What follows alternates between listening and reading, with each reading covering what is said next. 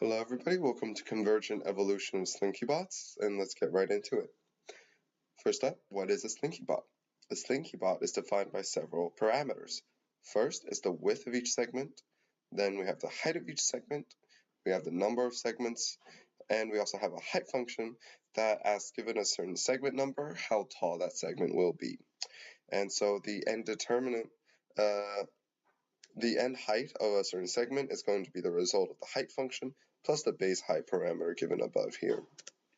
And those combinations of factors can lead to several different Slinky Bots. We have the flat Slinky Bot over here, a teardrop shaped Slinky Bot, and lastly we have a ramp up shaped Slinky Bot.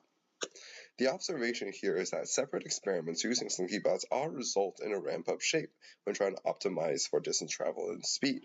This implies convergent evolution.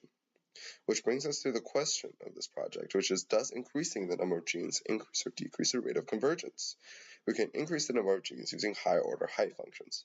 For instance, a quadratic function has a, b, and c as its constants, which means 3 genes that we can tune. Meanwhile, going all the way up, we have quartic functions, which has 5 constant values, which means 5 genes that we can affect. So within the simulation, we're doing 15 generations with 10 individuals per generation. Furthermore, actuation force and springs decrease over time in order to simulate aging. These are the functions implemented.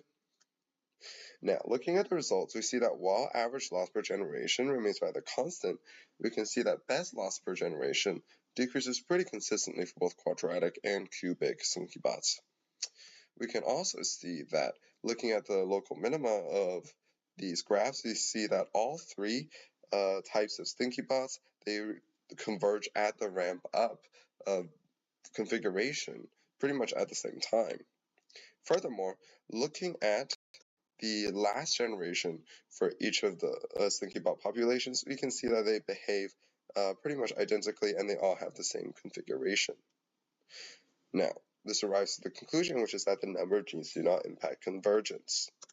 However, this experiment is limited by the number of trials and also the time to simulate those trials.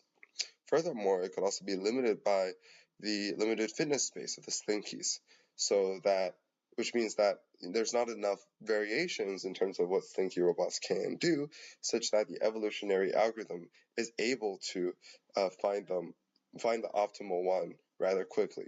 So in order to truly test this, we maybe need to switch to a topography such that it's going to take longer for the evolutionary algorithm to search for fitness. And that's it. Thank you for watching.